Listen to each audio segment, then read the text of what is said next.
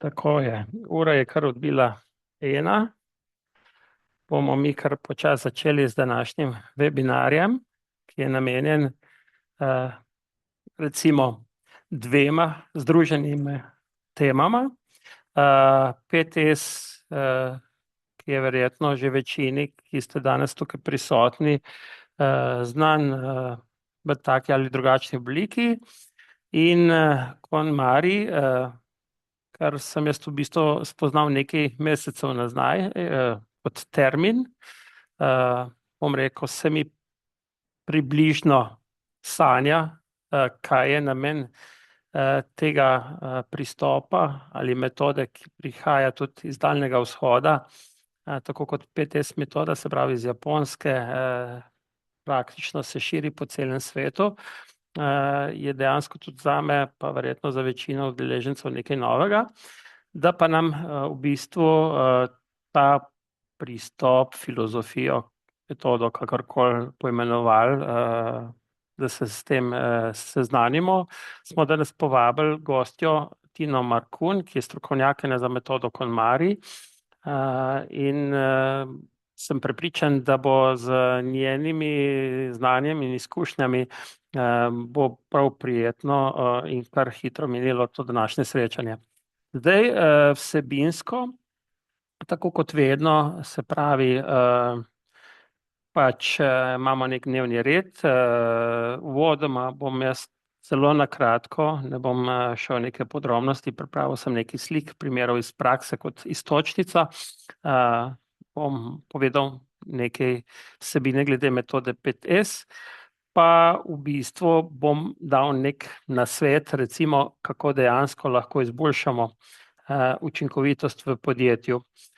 Seveda tudi varnost, kakovost, vse to so elementi, na katere želimo pozitivno vplivati s tem svetovno razširjenim pristopom. Zdaj, seveda nas tudi zanima, kako nam lahko ta metoda KonMari pomaga pri ustvarjanju bolj organiziranega, recimo osebnega življenja. Vsi vemo, ne, recimo, zakaj nered vpliva na stres, ne, to predvsem mogoče v kakšnih jutranjih konicah, ali kako bi reklo, ko se nam mudi v službo, ne, in potem ugotovimo, da ne najdemo ključev, pa da je srajca, da srajca mogoče ni zlikana, ne, in takrat, bom rekel, zelo občutimo ta stres, ki je posledica nekega pomanjkanja reda, in seveda so neki globlji vzroki, ne, ki pač ustvarjajo nered. Seveda poznamo to japonsko filozofijo kaizen, ne, ki pomeni majhne spremembe, ne, vsakdanje majhne spremembe lahko na koncu prinesejo velike in tudi dolgoročne rezultate, tako v poslovnem kot tudi v osebnem življenju. Zelo sem vesel, da bomo na koncu lahko malo pokramljali. Pripravili smo neke vprašanja za gospod Tino. Tudi veseli bomo vaših vprašanj, ki lahko že v teku webinarja zapišete v klepet. Lahko boste pa tudi direktno postavili, recimo po zaključenem njenem delu, kakršnakoli vprašanja, ki vas bodo zanimala v vezi KonMari metode. Zdaj, ne vem, verjetno se ali pa občasno se tudi vprašamo, ne, koliko časa izgubimo vsak dan, ker pač nekaj iščemo, ali so to neke datoteke, ali so to neki predmeti, orodja, materiali, stvari, ki jih pač želimo, ampak niso tam, ko bi morale biti, ali pa kjer bi jih želeli imeti. Seveda, tukaj so različne študije, ne, ampak takole, če pogledamo, ne, se hitro nabere minute, ne, in če bi rekli, koliko povprečno na dan, recimo v službi izgubimo za iskanje nekih stvari, se hitro nabere 5-10, pa tudi več minut, ne. Zdaj, mogoče v nekem trenutku je to minuta, v nekem trenutku je pa to 15 minut, da najdemo stvar, ali pa mogoče na koncu celo ne najdemo in bi rekel, na nek način obupamo. No, seveda, minuta ni veliko, ne, kar pa se te minute nabirajo, ne, lahko to prinese, ne, recimo teh 10 minut, recimo povprečno na dan za iskanje, pa verjetno je tega časa več, In če vzamemo nekje povprečni strošek dela 25 evrov na uro, to pomeni okoli 1000 evrov denarja na leto. Se pravi, praktično je to dober delaven teden, ki ga izgubimo v bistvu samo zaradi iskanja nekaterih stvari. Zdaj, če to pomnožimo z, ne vem, število 100, recimo pri 100 zaposlenih smo že pri 100 tisoč evrih, ki izgubi neko praktično majhno podjetje, samo zaradi izgubljenega časa, glede iskanja stvari, da ne govorimo pač še o drugih izgubah, ki jih imamo pri vsakdanjem delu. Zato je res pomembno, da se tega, bomo rekli, področja, kako delati bolj organizirano, bolj učinkovito, lotimo strukturirano ali pa sistematično. Zdaj, seveda, odgovor, kako se tega lotiti, strukturirano je metoda PTS, kratica, japonskih besed, serije Seten Seiso Seketsu pa Shizuke. Seveda si zlomimo jezik, zato uporabljamo vsi PTS, tudi sami Japonci uporabljajo kratico PTS. Zdaj, veliko podjetij v Sloveniji, praktično skoraj vsako resno podjetje izvaja ta pristop, vsaj v neki meri. Seveda ni vseeno, kako to izvajamo, ker odvisno, kako to delamo, ta proces je zelo pomemben. Tega smo se, bom rekel, se jaz učim redno skozi projekte, ki jih uvajamo, ta postopek, niso stvari enostavne, na papirju v metodologiji je enostavno, ampak ko pa skušamo te prakse implementirati, uvesti, uresničiti v praksi, pa nastopi več izzivov. Torej, sam namen, cilj tega postopka je odpraviti izgube, ne samo v smislu prej omenjenega časa, recimo neurejeno neko delovno območje, lahko tudi rizik, da se pojavijo nesreče, nezgode pri delu, recimo, ne vem, nerodno naložen material, ki se lahko zruši, in potem recimo pride do poškodbe celo tistih najbolj hujših, In tudi recimo urejenosti informacije, recimo, če mi spregledamo neko informacijo in lahko zaradi tega pride do pač neke take ali drugačne težave, je lahko, bi rekel, orodje PTS tisto, ki vam dejansko ne samo urejati stvari, ampak tudi urejati podatke, urejati informacije, materiale, orodja, se pravi, karkoli, s čimer mi operiramo, lahko skušamo na tak način obdelati. Zdaj, prvi korak seveda je ločevanje, odstranimo tisto, kar ne rabimo. Metoda je seveda premišljena, koraki so, rekel, z neko zdravo pametjo si sledijo, potem, ko dejansko v prvem koraku ne samo, da odstranimo nepotrebno, tudi definiramo stvari, ki jih potrebujemo, ker če kasneje ugotavljamo, da so še potrebne neke stvari, seveda moramo potem ponovno dodatno urejati, zato je dobro, da v tej fazi poleg ločevanja tudi naredimo spisek stvari, orodij, vse, kar potrebujemo, da bi lahko potem v drugem koraku stvari primerno uredili. In ko gre pač vsaka stvar na svoje mesto, vizualizacija je tukaj zelo pomembna komponenta, da je vidno v hipu, nastopi čiščenje, se pravi, čiščenje pa ni samo v smislu samega čiščenja, čiščenje lahko pomeni tudi odkrivanje nekih anomalij, recimo, če čistimo stroj, da skozi čiščenje ugotovim, da so neke izrabe na stroju, poškodbe, in na tak način z pravilnim zaznavanjem lahko preprečim, bomo rekli, kasnejše težave. Bomo rekli, tem korakom pa ne samo, da čistimo, ampak želimo tudi preprečiti, bomo rekli, neko umazanijo na izvoru. Se pravi, da se vprašamo, zakaj se nam pojavlja nek nered, neka umazanija, in dejansko odpraviti umazanijo na viru. In potem, ko v bistvu te 3 korake nekako zaključimo, nastopi standardizacija, se pravi, da mi zagotavljamo, da vzdržujemo ta nivo, se pravi, da se pač redno te nepotrebne stvari odvajajo, da so stvari na svojem mestu, se pravi, ta cinkelj je konstanten. In potem skozi standardizacijo, se pravi, pomembno je, da tukaj vključujemo tudi ostale ljudi, ki morajo te standarde upoštevati, ne, se pravi, ker potem nastopi peti, bomo rekli, najtežji korak, ki je treba v bistvu uvajati, ne. Tukaj seveda japonska kultura, glede na našo kulturo, je dost drugačna, ne. Japonci že v osnovi, narava njihova je, da so bolj disciplinirani, ne, in tisto v bistvu, kar piše, ne, se tudi upošteva, ne. Pri nas je pa potem problem, ne, da ne vemo, ali imamo probleme zato, ker pač nimamo definirano, ali zato, ker se ne držimo, ne. Ker pač si rečemo, papir vse prenese, ne. Tako da tukaj je zagotovo priložnost za nas, ne, da dejansko tisto, kar definiramo za standard, je potrebno upoštevati in na to šele, če imamo težave navkljub temu, da imamo standard in ga upoštevamo, seveda potem je verjetno tukaj logična posledica, da je potrebno standard spremeniti. Zdaj, seveda, jaz pač, tisti, ki me poznate, veste, da izhajam iz avtomobilske industrije. Zdaj v bistvu od leta 2012 izvajamo pač, kot bomo rekli, Demetra kot podjetje, ki se ukvarja z različnimi področji optimizacije, izboljšanja uspešnosti. Smo izvajali mnoge globalne projekte, no, in v enem izmed globalnih projektov, ker sem sodeloval, sem spoznal tudi mojega prijatelja Noboru Takeuchija, ki sem imel priložnost ga letos februarja obiskati.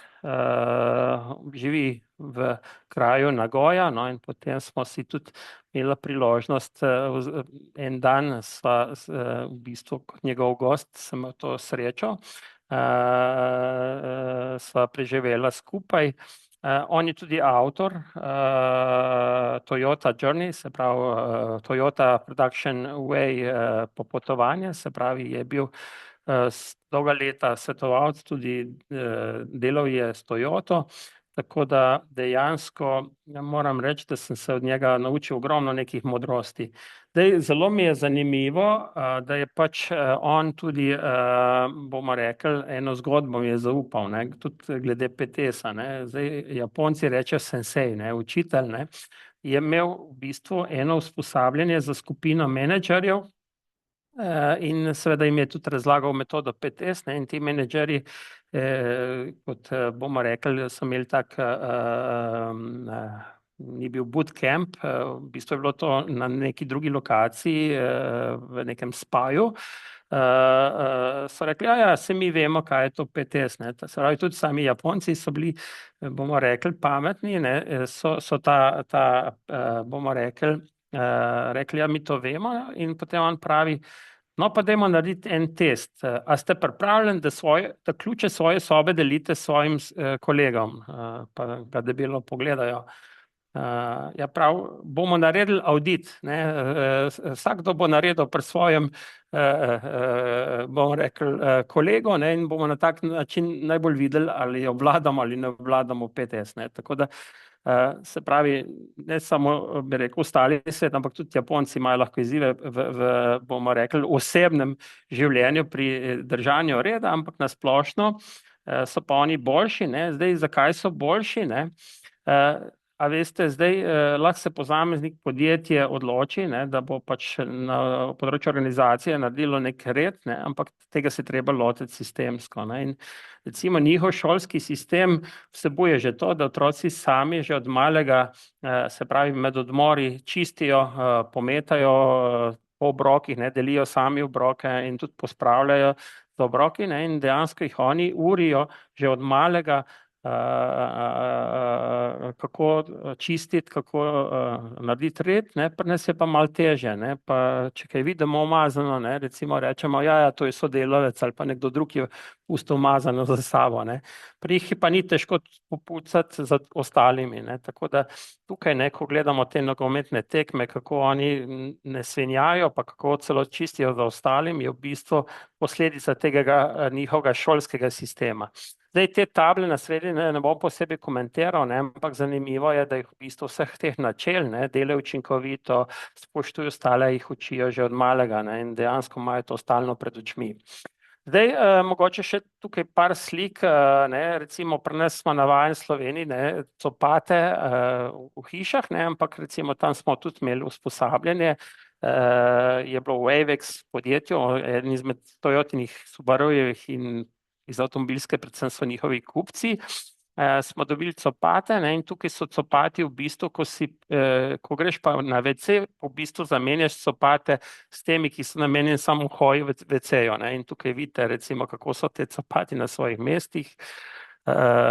Zelo zanimivo, ne. Potem recimo tale slika, ne, to ste mogoče že slišali za to, in Muri, ne, v bistvu gre za neke prostore, kjer na kratko zadremajo, ne, za 10-15 minut, ne, se Japonci uležejo. Ja, vidite, zelo urejeno, nič nobene krame okoli, ne, in na tak način so potem bolj učinkovito, ne, ker dejansko neka napetost popusti, ne, in oni to izkoristijo. Zdaj, ta tretja slika, recimo, je pa zanimivo, ne, tudi pri Japoncih, ne samo v Sloveniji, je fluktuacija, ne, prebivalstvo se stara, ne, in recimo tukaj na tej sliki sta dva Filipinca. In seveda Filipinci, drugačna kultura, ampak ko so prišli na Japonsko, ne, so povzeli varnost, ne, na prvem mestu, tam ni nikoli težava, da se upošteva pač varnostna oprema in vse, kar se tiče varnosti. No, in tukaj tudi malo razlagajo, ne, recimo, kako povezujejo te pristope z ergonomijo, z izboljšavami in kako so vsi vključeni v te postopke. Seveda zdaj to ni samo pri njih, ne, tudi pri nas delamo projekte, recimo tukaj imamo Elpro Križnič, recimo potem recimo v Burjo, ne, ogromno teh primerov fizične ureditve. Ogromno je nekih izboljšav, vizualizacija, ne, kako si lahko prihranimo čas. Jaz zdaj ne bom hodil v detajle, ne, recimo tukaj vidimo GKN Omare, ne, recimo vidite tudi tale njihov letak, ne, ko so še pred, ne vem, več kot 10 leti, ne, 15 minut iskanja na dan, 6500 €, seveda smo se mi od takrat še enkrat podražili, ne, tako da so te cene 15 000 €, ne, 15 minut je v bistvu bistveno več, ne. Recimo tamle vidimo bele stroje, ne, so jih pobarvali ravno z namenom, ne, da se takoj vidi recimo kakšna umazanija, ki nam signalizira, da bo nekaj prišlo do neke napake na stroju, ne. In tudi urejenost podatkov, plošne, se pravi, vse je na mestu, ne, in dejansko mi lahko najdemo primere dobre prakse, ne rabimo jih hoditi na Japonsko, ampak to imamo tudi v Sloveniji. No, zdaj na hitro, ker sem pač obljubil, ne, kako metoda 5S izboljšuje varnost, kakovost in učinkovitost, bom čisto na hitro pokazal. V bistvu eden izmed načinov je, da mi vzdržujemo 5S, so tudi auditi, ne, in recimo tukaj imamo orodje Performance Storyboard, ki ima aplikacijo 5S, ne, recimo to je namenjeno auditom, ne, in dejansko zdaj, kako bomo mi dosegli, da ljudje porabijo manj časa za iskanje. Mi sicer lahko naredimo neko delavnico, ne, ampak z konstantnim, recimo sistematičnim izvajanjem tega nadzora auditov, ne, če mi vključimo v vprašalnik recimo kriterij, ne, recimo, kakor imamo tukaj, ne, zdaj sicer jaz imam v angleščini, to je lahko v slovenščini, ne, se pravi random, ne, se pravi naključni test, se pravi jaz sodelavca vprašam, ne, daj mi najdi to orodje ali pa ta material ali pa ta postopek, ne, in v bistvu ga štopam, ne, in to orodje recimo omogoča, tukaj je celo integrirana štoparca, da jaz izmerim in na osnovi potem odgovora, ne, če je porabil več kot 120 minut, je potem enka, ne, recimo, če je sploh ni našel, je 0, ne, če je med 61 120 je 2, ne, se pravi, na tak način mi sistematično lahko preverjamo, ne, koliko časa ljudje porabijo, ne, in recimo to smo imeli tudi primer na Japonskem, veljajo Excel, ne, ker je normativ 30 sekund, ne, in če v 30 sekundah ne najdeš predmet ali dokument, dejansko moraš narediti nekaj na izboljšanju. Zdaj, jaz sem že malo predolg, kakorkoli bo kaj zanimalo glede te aplikacije ali kakorkoli metode 5S smo tukaj na voljo, ne. Recimo naslednji teden imamo tudi v Policomu še nekaj prostih mest, kjer bomo v bistvu, Policom je naša pilotna tovarna, kjer razvijamo avtonomno vodenje. Se pravi, roboti ne bojo samo proizvodni za stroj, ampak bojo tudi nadomestili vodje, ne, ali pa oziroma v prvi fazi bo to pomoč, verjetno bo pa še kar nekaj desetletij, da bo vodenje povsem avtonomno, ker je v bistvu vse skupaj malo bolj kompleksno, kot pa so to recimo avtonomna vozila. Tako da jaz bi tukaj zaključil svoj del. Zdaj, če je kakšno vprašanje na kratko, bi mogoče v tekstu za kasneje, pa bi kar lepo predal besedo gospe Tini Markun, ki je mojstrica v postopku KonMari. Ja, lahko? Ja, hvala lepa, gospod Bojan in podjetje Demetra za priložnost za današnjo predstavitev. Pa bom jaz tudi kar delila moj zaslon. Takole.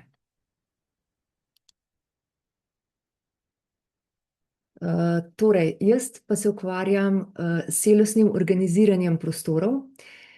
To pomeni, da pomagam drugim organizirati dom, stanovanje ali hišo, lahko tudi seveda poslovni prostor, in sicer tako, da se obdajo stvarmi, ki jih imajo radi, in da naredijo prostor za tisto, kar je pomembno. Ampak ne samo v fizičnem smislu, ampak tudi v smislu časa in pozornosti. Torej, ne gre samo za to fizično urejanje. No, in če zdaj povem na kratko, da se boste lažje predstavljali, komu služim oziroma kdo me kontaktira. Ljudje rečejo, da je doma vsega preveč, da so prostori in omare, da je vse natrpano in da se zato slabo počutijo. Nekateri rečejo celo, da so v stresu zaradi tega, ker je enostavno vsega preveč. Nekateri rečejo tudi, da stalno pospravljajo, pa ni nikoli pospravljeno.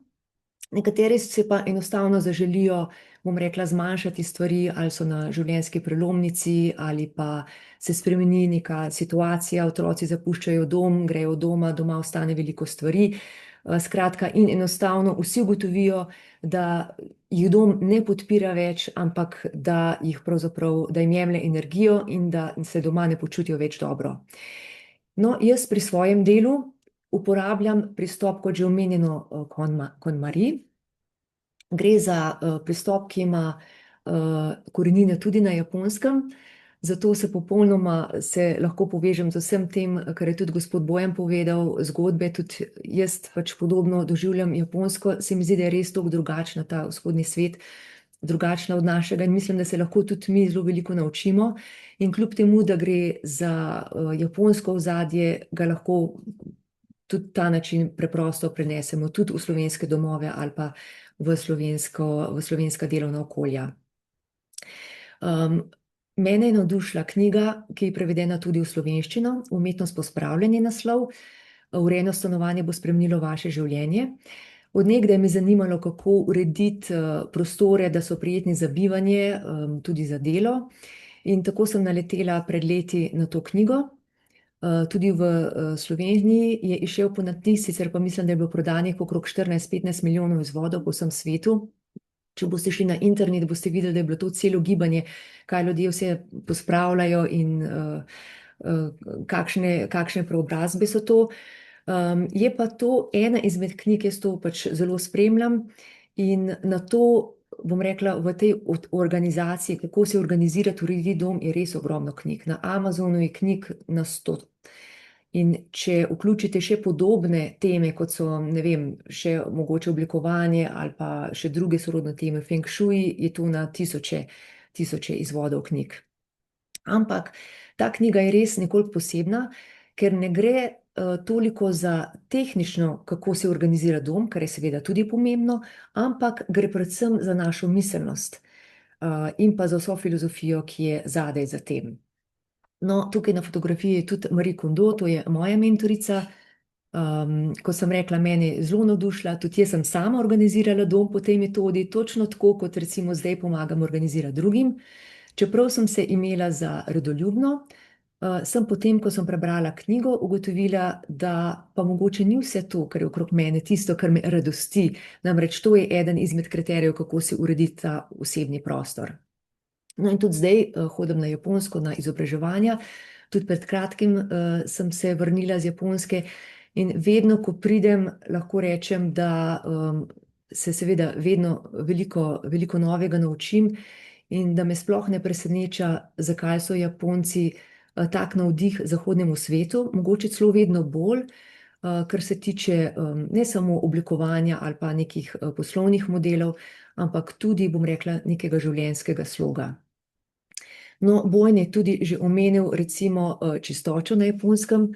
To imajo, bom rekla, res položeno v zibelko, kako so čisti. To oni sploh ne razmišljajo o tem, ampak avtomatsko, to je pri njim vse avtomatizirano. Recimo glede copatov, to niso heci, ne, so zelo jasna pravila, vsi se jih držijo, kam, kateri copati, kje se preobuvamo in tako naprej.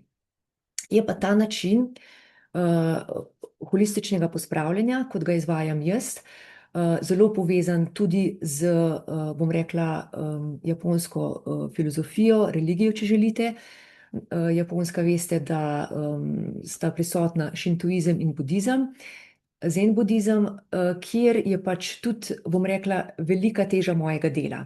Naprimer, na tej drugi fotografiji, to je iz budističnega templja, kjer se pač tudi mi učimo, kako recimo pristopati do doma.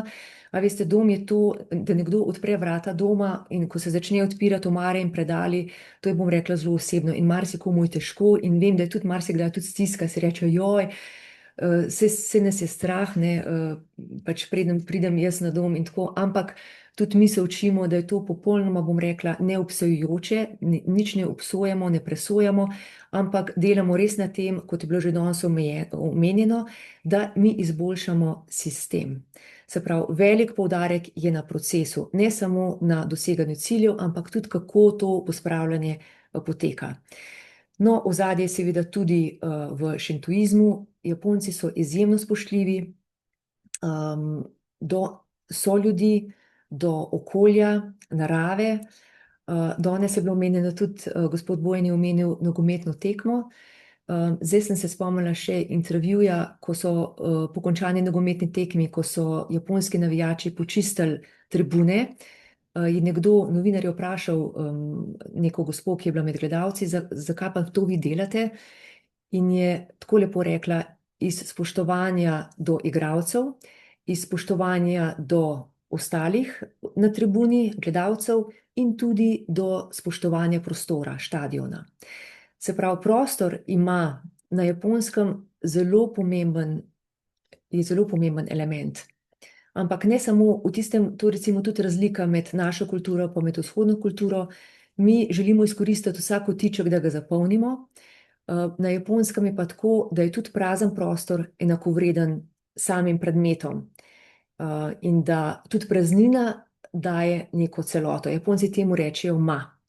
In to recimo se da občutiti v japonski kulturi na večjih nivojih. Naprimer, to sem jaz občutila, Japonci so zelo so mirni, se ne razburjajo, niso glasni. Ko se nekaj lotijo, se res temu posvetijo. Se pravi, to tudi prakticirajo neko prisotnost. Pa še eno stvar sem opazila pri njih, to je mojstrstvo, ampak to ne pomeni, da vsi vse vejo, ker so zelo, bom rekla, tudi ponižni in so se pripravljeni stalno izboljševati in učiti, ampak predvsem gre mojstrstvo v tem, da so popolnoma prisotni in popolnoma predani, ne glede na to, kaj delajo. In to se mi zdi tako pri njih res občudovanja vredno. Ne glede na to, kateri člen, recimo tudi v nekem podjetju, kateri člen opravlja ali pa kakšno delovno mesto, vsi so pač zelo zavzeti in svoje delo jemljejo izredno, izredno vestno. No, omenila sem, da so Japonci izjemno čisti, res vse se sveti, tudi to sem izkusila v domovih, japonskih domovih, kjer sem bila tudi prej in preden se je začel naš seminar, zdaj konec maja oziroma junija. No, in zdaj bi pa tudi jaz rada delila eno zgodbo gospe Masami, na prvi fotografiji je njena družina. Masami je tudi sama ugotovila, da pač tako ne gre več naprej v domu, da je enostavno preveč stvari, da jo stvari spravljajo v stres in je kontaktirala KonMari profesionalko, to je pa na sredini na drugi fotografiji ta gospa s kratkimi lasmi, moja prijateljica, ki živi pol leta v New Yorku, pol leta pa v Tokiju in je pomagala tej gospe Masami organizirati družinski dom. To pa pripovedujem zato, da ne boste mislili, da so Japonci vsi urejeni, no tudi to je bilo že danes omenjeno, ker tudi na Japonskem imajo, ali pa bom rekla, pač to je v nas ljudeh, ne, vcepljeno, da več stvari, ko imamo, da bomo bolj srečni. In bom rekla, Japonska je tudi meka novosti, ne vem, nakupovanje je drug nivo in bom rekla, skušnja ogromno, ne, kaj vse bi lahko imeli in kaj vse bi prineslo dom. S tem, da imajo Japonci eno drugo težavo, ne, da so prostorsko veliko bolj omejeni kot mi in morajo še te toliko bolj paziti. Ampak hočem reči, da tudi oni imajo težavo s tem, da pač morajo biti zelo, zelo organizirani. No, in Hiroko je pomagala tej gospe Masami urediti dom. In kaj se je zgodilo? Zgodilo se je to, da je Masami ugotovila, da je njena strast, velika strast kuhanje in je ustanovila kuharsko šolo, zdaj tudi snema videe. Gospa je stara 60 plus in se naučila veščin, kako voditi tečaje po Zoomu. Skratka, to je tudi nekaj, kar jaz pri njih občudujem, ker so vedno pripravljeni se novih stvari naučiti. Drug nauk tega pa je, da vedno pospravljamo z nekim višjim namenom. Tukaj jaz govorim o tem temeljitem pospravljanju. Omenjali smo čiščenje in mi rečemo pri tej metodi, da čiščenje je nekaj, kar se ukvarjamo z naravo, ker čiščenje je stalno potrebno, periodično, dnevno, pač včasih manj pogosto, odvisno za katere stvari gre.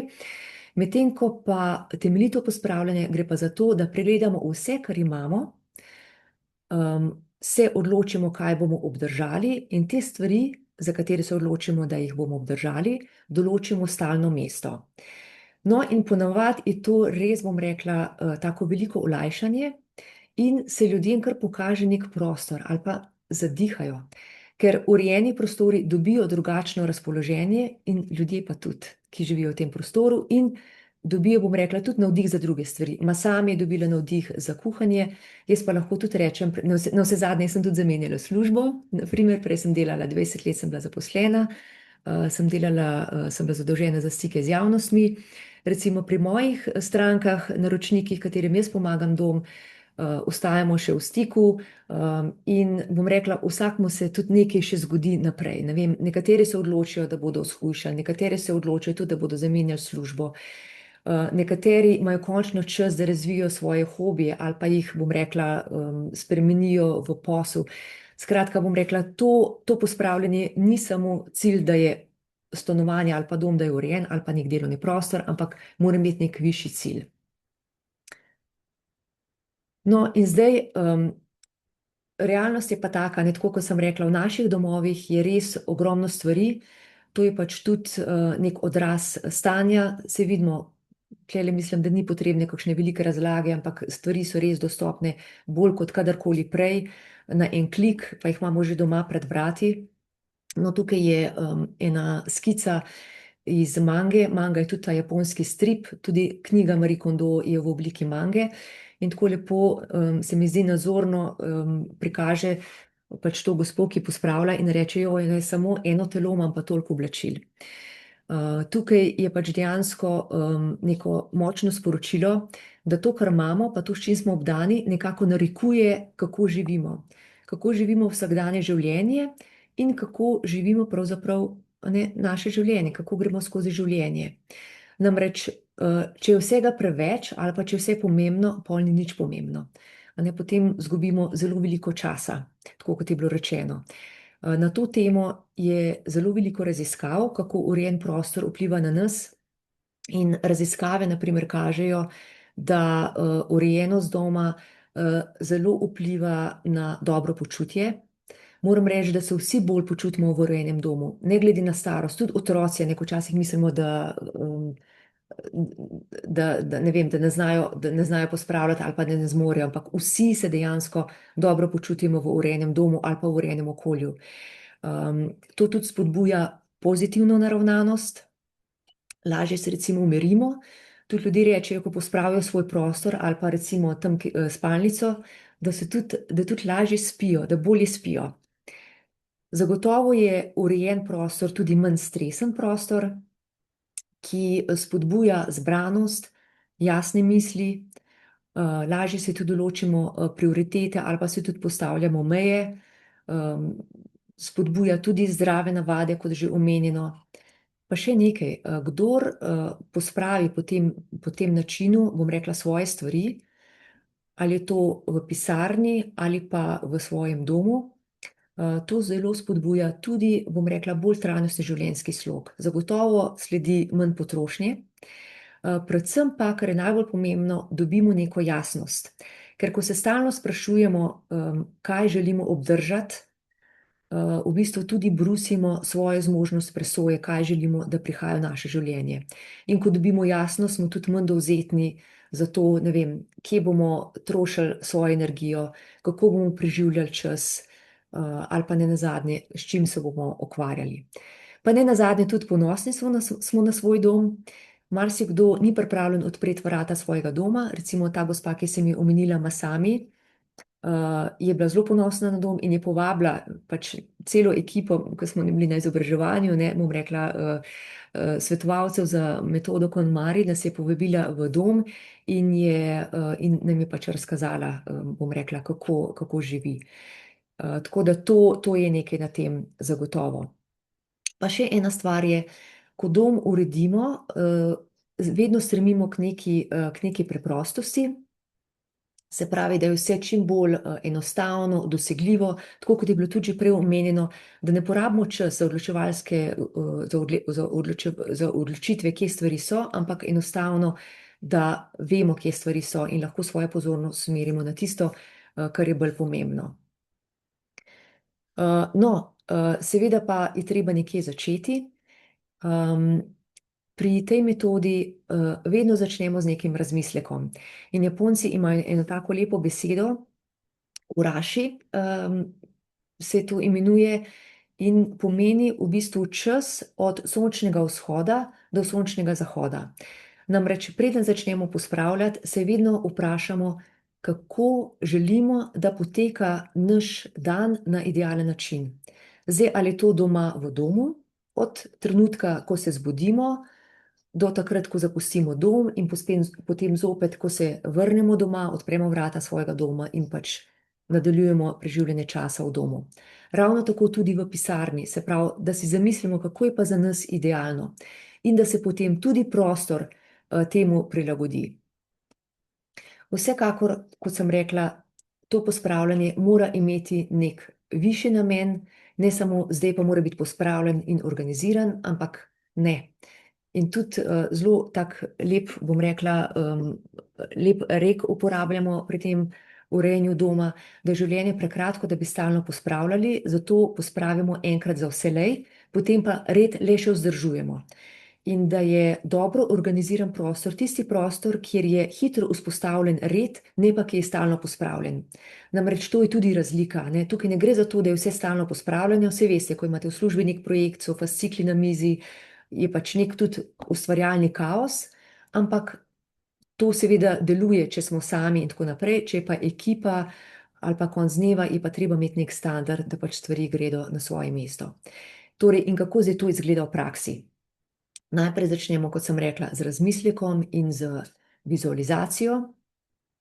To pomeni, da pospravljamo od znotraj navzven, soočamo se sami s sabo, biti moramo tudi iskreni do sebe pri tem pospravljanju, se pravi, ne samo, kam bomo stvari dali, ampak je še precej teh vprašanj prej. Ali to stvar potrebujemo, ali me stvar radosti, to je recimo pri osebnih predmetih, ali nam na primer olajša delo. Se pravi, to so vsa ta vprašanja, s katerimi se ukvarjamo.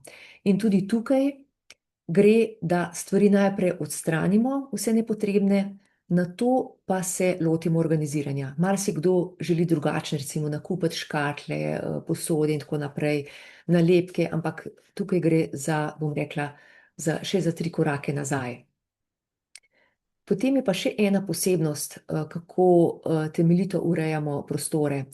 Je pa ta, da ne pospravljamo po prostorih, če gre za dom, ali pa tudi recimo, da bi rekla zdaj celo pisarno, ampak da vedno pospravljamo po kategorijah. Torej, da si določimo stvari, ki sodijo skupaj.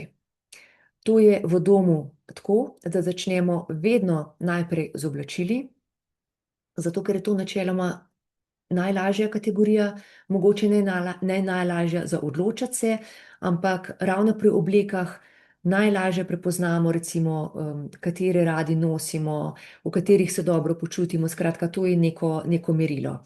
Potem, ko zaključimo z oblekami, preidemo na knjige, na to, na vse, kar je v obliki papirjev, to je ponovadi kar velika kategorija, na to še vse ostalo, ravno tako po nekih smiselnih celotah, kaj sodi skupaj, in čisto na koncu so pa še stvari, na katere smo čustveno navezani.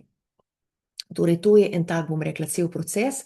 Namreč pri Japoncih je zelo, zelo pomemben proces, je, bom rekla, ravno tako pomemben kot cilj. In ni enostavno, bom rekla, vseeno, kako ta proces poteka, ampak si ga naredimo kar se da prijetno, lepo, spoštljivo, in zato tudi tako pospravljanje imenujemo kar pospravljalni festival. No, in zdaj, kako to izgleda v praksi, ne gre drugače, kot da izpraznimo, bom rekla, po kategorijah omare, vse gre ven iz omar, vse gre ven iz predalov, potem se, bom rekla, pregleduje kos za kosom, predvsem pa je pomembno to, da se osredotočimo na tisto, kaj želimo obdržati. Ne kaj bomo zavrgli, ampak kaj želimo obdržati. Ko imamo delavnice, recimo tudi za podjetja, to prikažemo tako, da rečem, recimo na telefonu, če gledamo fotografije, ki jih želimo obdržati, bo veliko lažje jih izbrati, ko bomo kljukali, recimo dajali na telefonu, jih označevali, ne vem, srčke na fotografije, ki jih želimo obdržati, kot pa če bomo rekli, katere fotografije bomo pa zdaj vrgli v koš. Prej ali slej se bomo zataknili, katere bomo vrgli v koš in bomo rekli, tega je preveč, ne zmorem, ker bo toliko nekih vprašanj, kot pa če se odločimo na to pozitivno plat. In to nas tudi uči ta pristop, da se vedno, bom rekla, vedno se usmerimo na, imamo pozitivni pristop do tega pospravljanja. Navsezadnje si urejamo življenjski prostor za delo in pa tudi za življenje. No, tukaj še en primer, da ne bom predolga, kako to izgleda v praksi. Recimo na levi strani je situacija prej, to je pač iz mojega dela, potem vmes, kako stvari vse damo ven iz omaro spraznimo, in potem sledi še organiziranje, ki se mora seveda tudi prilagajati na življenjski stil. To velja za garderobno omaro, za kuhinjo, za delovno orodje, za karkoli. No, je pa pri tem tudi pomembno, ne, da ko urejamo dom, urejamo tudi svoje življenje. Namreč s tem, ko pregledujemo svoje stvari, pregledujemo pravzaprav, to so vse naše odločitve iz preteklosti, a ne, ki so prestopile prag našega doma, in tu, bom rekla, razčiščujemo preteklost in si nekako tudi določamo, kam gremo naprej. Zato je ta vizija tako zelo potrebna. No, tukaj, da ne bi bila predolga, bi mogoče še pustila nekaj časa za vprašanja.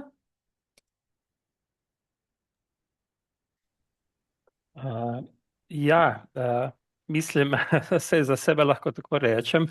Pred očmi imamo kakšne predale, ki so polne krame, tudi oblačila, verjetno bi se marsikje najdlo prostor, ker potem se zmeraj pogovarjamo, potrebujemo nove omare, nove predale, nove škatle. Pa, zanimivo je tudi, da smo se mi pač iz nekega stanovanja smo se preselili v hišo, pa je isto problem, da imamo premalo prostora, ne. Tako da, evo, Tina, bomo morali se kar pogovarjati, verjetno za kakšen oseben obisk, ampak preden pride do tega obiska, bi pa res, jaz si pripravil nekaj vprašanj za vas, če lahko, ne, se pravi, ali se ta načela KonMari uporablja lahko tudi v podjetjih? Ja, absolutno se lahko uporabljajo tudi v podjetjih. Namreč, bom rekla, ta način najprej, če smo osebno urejeni, a ne, bom rekla, lahko tudi prenašamo v delovno okolje. To zdaj ni samo za nek red in disciplino, ampak gre tudi za miselnost. Predvsem je ta način naravnan, če se bom spet navezala na japonsko metodo, kako jaz lahko prispevam, na primer, a je to nek delovni proces, da se tudi sami znamo prepoznati, kaj pa jaz lahko kot posameznik naredim. Vedno tudi, ko si postavljamo cilje, jih vežemo na neko identiteto.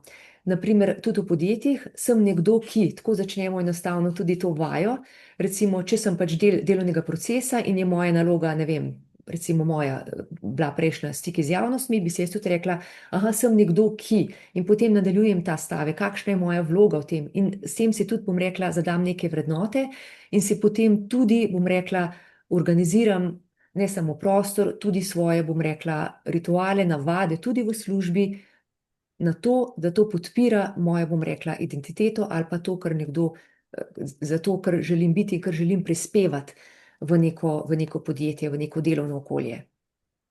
Ja, zelo zanimivo, ne, ker v bistvu ljudje v življenju igramo neke vloge, ne, in potem seveda včasih lahko igranje teh vlog zahteva zelo veliko energije. Zdaj pa, če Ja, imamo ja, urejeno v službi, pa če imamo urejeno v osebnem življenju, je to idealno. tako. Tako da super. Ja, in samo še če smem, bi samo še Ja, to dodala, da kar. to je tudi odlična priložnost za grajenje neke kulture podjetja.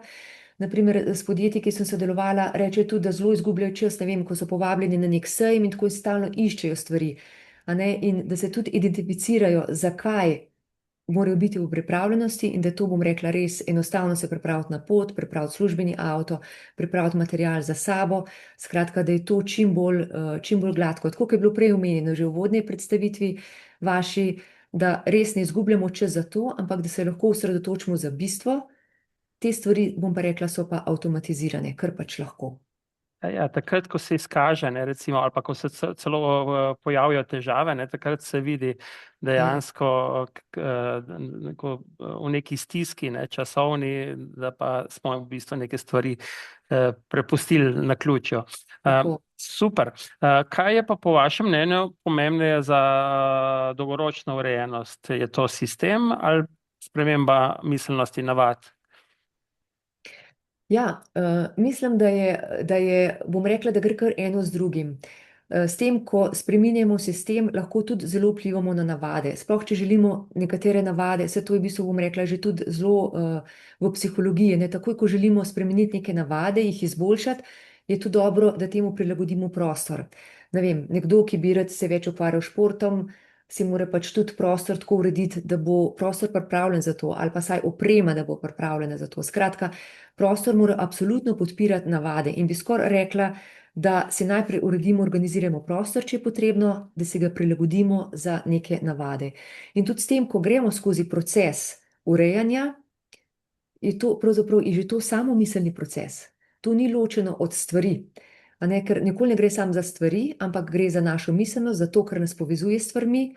In je prav, da mi upravljamo s stvarmi, če pa teh preveč, pa stvari upravljajo nas. A ne, in se dobro zavedati, da stvari služijo nam, ne obratno, kar se včasih dogaja, če je recimo kaos. Stvari začnejo obvladati nas, tudi koledar, recimo. Tako, vaja dela mojstra, je treba trenirati, ne? Ja. Japonci trenirajo že od malega, mi pa malo kasneje, ne? Pa je potem težko nadoknaditi. Ok, če bi dali samo en nasvet za manj stresa in več reda, kakšen bi bil ta nasvet, recimo? Jaz bi rekla, organizirati, če je to preveč dom, saj del v domu, recimo garderobna omara, ker to je, bom rekla, naš prvi korak in takrat se recimo občuti, kakšna je razlika, da je to tudi neko izkustveno, bom rekla, da je to tudi da to občutimo, ker vse je vezano tudi na občutke. In takrat, ko ugotovimo, kaj to recimo doprinese k našemu vsakdanu, če je nekaj urejeno, ko bomo to enkrat začutili, bomo dobili željo, da nadaljujemo. To je 100% drži. Tako, ker živimo v tako dinamičnih časih, stresa vedno več in evo, organizirati je življenje rešitev. Kako pa potem prepričati ljudi, da urejenost kot taka ni sam cilj po sebi, ampak pot do večje učinkovitosti, zadovoljstva in kakovosti življenja? Ja, jaz bi rekla, da najprej, kar lahko naredimo sami, je zagotovo s svojim zgledom, ker to pospravljanje je tudi nalezljivo. In ker je tudi navdihujoče, ne, če so stvari urejene, lepe, estetsko urejene, je to, bom rekla, tudi nalezljivo, torej zgled je zagotovo. Potem bi pa rekla tudi, da poudarjamo vedno, zakaj želimo urediti nekaj, ne. Se pravi, ne samo moramo pospraviti ali pa podjetje, moramo pač imeti tako organizacijsko kulturo, da smo urejeni, ampak je vedno zakaj. In pa ozavešča tudi, kaj bomo mi imeli od tega. Se pravi, vedno poudarja tudi pozitivno plat, ki jih urejen prostor zagotovo ima. Oziroma Mhm. tudi ozaveščati, kaj prinaša recimo neurejen prostor ali pa da sistema ni.